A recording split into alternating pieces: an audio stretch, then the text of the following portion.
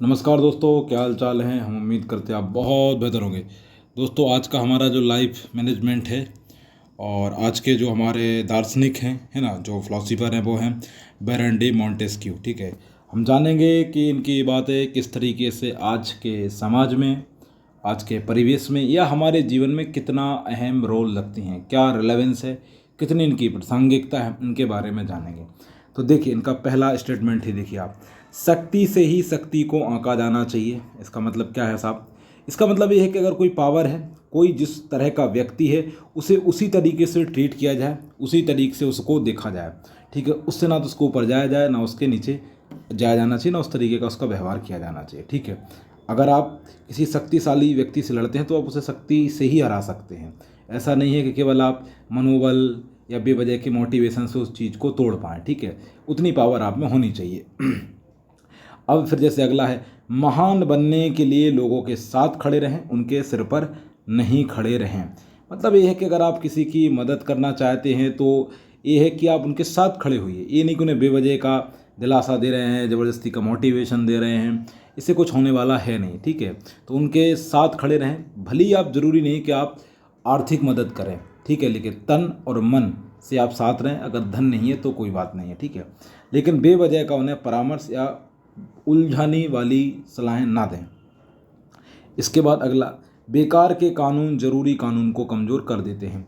देखिए, इस कंट्री में ऐसे बहुत सारे कानून हैं हमारे देश में जो बड़े अजीब से हैं। जैसे मैं आपको एक उदाहरण के तौर पर समझाता हूँ। अभी क्या है, हमारी संसद चल रही है, मानसून सत्र चल रहा है, और नियम तो यह है कि संसद कायदे से चलनी चाहिए, जिसका संविधान में भी उल्लेख है। लेकिन वहाँ क्या क्या कानून है कि जो संसद होंगे, हमारे जो सांसद होंगे, सॉरी, वो क्या व्यवहार करते हैं ना, तो उसके खिलाफ कोई आप न्यायपालिका में उसको चुनौती दे सकते हो। तो इसी कानून का देखो वो किस तरीके से दुरुपयोग कर रहा है। संसद ढंग से चल ही नहीं पा रही और उसमें करोड़ों रुपए क्या हो रहा है, बर्बाद हो रहा है। तो जरूरी जो बेकार कानून होते हैं ना, वो जरूरी कानून को बेकार कर देते हैं। फिर अभी बेवजह का कानून है कि उनके खिलाफ कोई कार्रवाई नहीं होगी, वो सस्पेंड होते हैं, लेकिन कुछ ज़्यादा उन पर असर पड़ता नहीं है। तो देख रहा हो, इस तरीके के कानून बनाकर क्या होता है, पूरी संसद की जो अवमानना है, उसकी जो कार्रवाई है, किस तरीके से उसको नकारात्मक तरीके से प्रभावित किया जा रहा है। ठीक है, इसके बाद अगला जो आता है वो लिखते हैं, मौत की तरह होने चाहिए कानून। जो कानून है वो मौत की तरह होने चाहिए। जैसे मौत क्या होती है ना, सबके लिए बराबर है।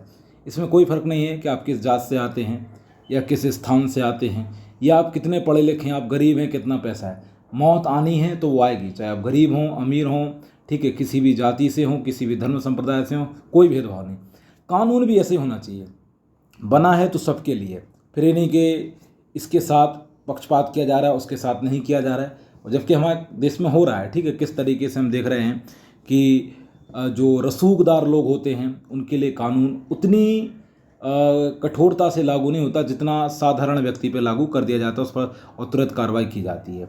ठीक है, तो कानून सबके लिए मौत के समान होने चाहिए, यहाँ पर दार्शनिक कह रहा है। और मुझे लगता है ये पॉइंट सबसे ज़्यादा आज इंपॉर्टेंट है हमारी कंट्री के लिए, कि कानून जो है वो समान रूप से सभी पर लागू हों। ठीक है, और संविधान इसकी व्याख्या भी करता है हमारे यहाँ। ठीक है, इसके बाद अगला है, जिस गणतंत्र में जितनी कम विलासिता है वह उतना ही आदर्श है।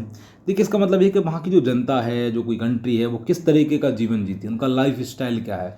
अब अपने यहाँ तो आप देखेंगे कि तो भोग विलासी एक बहुत बड़ी आबादी मिलेगी, जो करना तो कुछ नहीं चाह रही, उसके अंदर कुछ स्किल भी नहीं है, लेकिन उसके विज़न बड़े बड़े हैं कि साहब हमें ये करना है, वो करना है, लेकिन उस स्तर की मेहनत नहीं है। तो आप देखेंगे कि वो कंट्री उतना ज़्यादा आपको बहुत दिखेगी नहीं, प्रोडक्टिविटी उसकी उतनी आएगी नहीं। तो अब आज आप देखिए, जैसे हम स्पोर्ट में अगर क्रिकेट को छोड़ दें तो हमारा कोई खास ऐसा दबदबा है नहीं। ठीक है, हम कोई बहुत ज़्यादा बड़े उत्पादन में भी अपना स्थान नहीं रखते हैं। अगर आईआईटी जो सेक्टर उसको छोड़ दें तो ठीक है, वहाँ से जरूर सुंदर पिचाई और सत्य नडेला जैसे लोग निकले हैं। तो एक कॉन्सेप्ट है। तो अब जैसे जापान में जाइए तो उनका जो लाइफ स्टाइल है और वहाँ की जो जनता है, उनकी आप विलासिता देखिए, इतनी ज़्यादा नहीं है। विलासिता का मतलब होता है भोगवासी, एकदम सुखवादी लोग, भौतिक चीज़ें उसे कहते लबालोब होना। ठीक है, उसको अपनी चीज़ों का हिस्सा बना लेना। थोड़े सैद्धांतिकवादी हों कि नहीं यार, कम चलेगा तो कम सुखों से अपना गुजारा कर लेंगे, ऐसा नहीं है। ठीक है, तो अपना जो समाज है वो बहुत भोग विलासी है। इसके बाद अगला है, वक्ता जब तक बात की गहराई तक नहीं पहुंच जाता है तो लंबे भाषण की लंबाई से काम चला लेता है।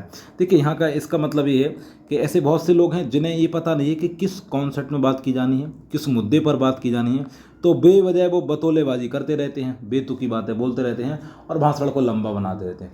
लेकिन जिसे ये पता है कि किस मुद्दे पर क्या बोलना है, कितना बोलना है और वो कितने काम का है, तो वो तुरंत करेंगे, कम बात में अपनी बात समझा के निकल लेंगे, जिसे हम कहते हैं गागर में सागर वाला कॉन्सेप्ट यहाँ आ रहा है। ठीक है, इसके बाद देखिए आप अगला पॉइंट देखिए, प्रेम का ना मिल पाना क्या है, दुर्भाग्य है, लेकिन प्रेम का बंद हो जाना अपमान है।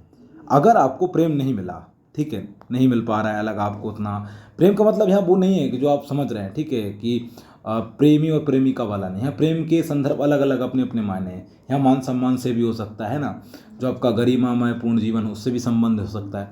अगर ये आपको अभी तक नहीं मिला तो ये दुर्भाग्यपूर्ण है कि चलिए ठीक है, अभी तक शायद कोई किस्मत ऐसी रही होगी, नहीं मिला होगा। लेकिन आपके लिए प्रेम का आना ही बंद हो जाए, मतलब आपको प्रेम मिलेगा ही नहीं, वो अपमान है। अगर अभी तक नहीं मिला तो ये दुर्भाग्य है, साहब अभी तक हमें कोई ऐसा मिला नहीं, हमारी किसी से ऐसी बनी नहीं, हमें उतना प्रेम मिला नहीं जितना चाहिए था, तो ठीक है, एक बैड लक हो सकता है। लेकिन ये पता चल जाए कि साहब को प्रेम आपको मिलेगी नहीं, तो वो फिर क्या है, बदकिस्मती है, वो क्या है, आपकी किस्मत बहुत सी ज़्यादा खराब है। ठीक है, इसके बाद अगला पॉइंट देखिए, दुनिया में सफल होने के लिए हमें मूर्ख दिखना लेकिन बुद्धिमान होना चाहिए। देखिए यहाँ पे सीधा सा मतलब ये है कि यदि आप किसी लक्ष्य के प्रति समर्पित हैं, ठीक है, आप उस लक्ष्य को भेजना चाह रहे हैं, तो करिए क्या कि दुनिया को महसूस कराइए कि आप बहुत धीमी चाल चल रहे हैं। क्या है, दुनिया को महसूस कराइए बहुत धीमी चाल चल रहे हैं, लेकिन आपको पता होना चाहिए कि आप कितनी गति से आगे बढ़ रहे हैं। ये आपको पता होना चाहिए कि कितनी भयानक गति से आगे बढ़ रहे हैं। लेकिन हम क्या करते हैं, उल्टा कर देते हैं। कई बार हम दुनिया को बता दें कि हम बहुत गति से आगे बढ़ रहे हैं, बहुत तेज़ी से आगे बढ़ रहे हैं, जबकि हमें पता है कि हम बहुत धीमे धीमे चल रहे हैं, हमारी कोई तैयारी नहीं है। तो यहाँ पर दार्शनिक बता रहा है कि आप देखें ऐसा कि आपको कुछ नहीं आता, लेकिन एक टाइम ऐसा है कि आप सबको फोड़ दें, सबके जो मिथ थे, जो मान्यताएं थीं, जो आपके प्रति पूर्वाग्रह था, जो धारणाएं थी, आप उनको सबको तोड़ दिया, सबको ध्वस्त कर दिया और आप सफलता के एक नए आयाम पे खड़े हुए हैं। ठीक है, चलिए अगला पॉइंट देखिए, एक व्यक्ति के प्रति अन्याय सभी के लिए खतरा होता है। देखिए ये बहुत इंपॉर्टेंट है। अब क्या होता है, समाज में अगर कहीं जगह करप्शन हो रहा है, किसी के साथ अत्याचार हो रहा है और वो अगर हमें प्रभावित नहीं कर रहा है, तो हम पता क्या सोचते हैं कि चले जाने दीजिए, इससे हमें क्या लेना देना। लेकिन ध्यान रखना, वो कभी ना कभी वही कल्चर, वही व्यवस्था घूम के आपके पास आएगी और आप उसका शिकार होंगे। तो अगर किसी एक के प्रति अन्याय हो रहा है तो उसको वहीं रोकिए, उसको आप ख़त्म कर दीजिए, वरना अंततः होगा क्या कि वो सभी के लिए खतरा बनेगा फिर। ठीक है, ये मत सोचिए कि वो हमसे कोई संबंध नहीं तो हम इसको क्यों रोकें। इसके बाद अगला, हमें 3 शिक्षाएं मिलती हैं, माता पिता से, स्कूल के शिक्षक से और दुनिया से।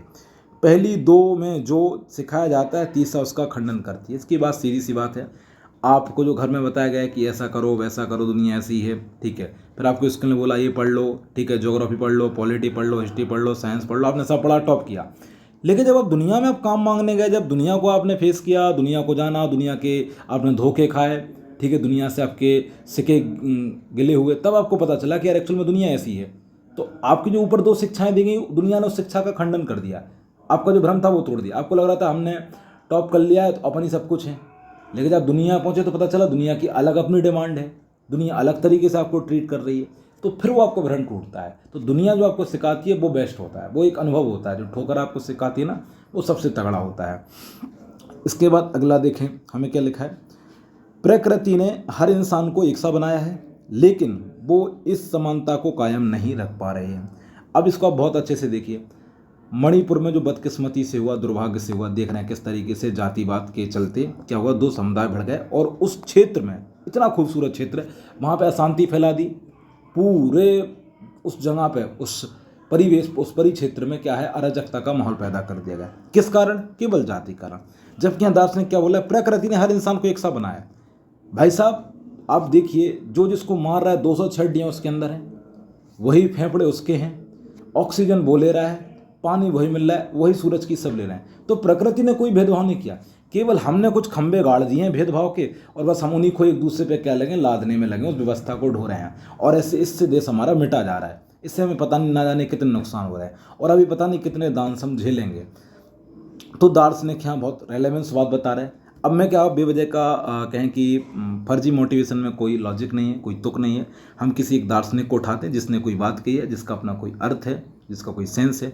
हम उम्मीद करते हैं कि आपको यह जो आज दार्शनिक थे, जो लाइफ मैनेजमेंट था, पसंद आया होगा।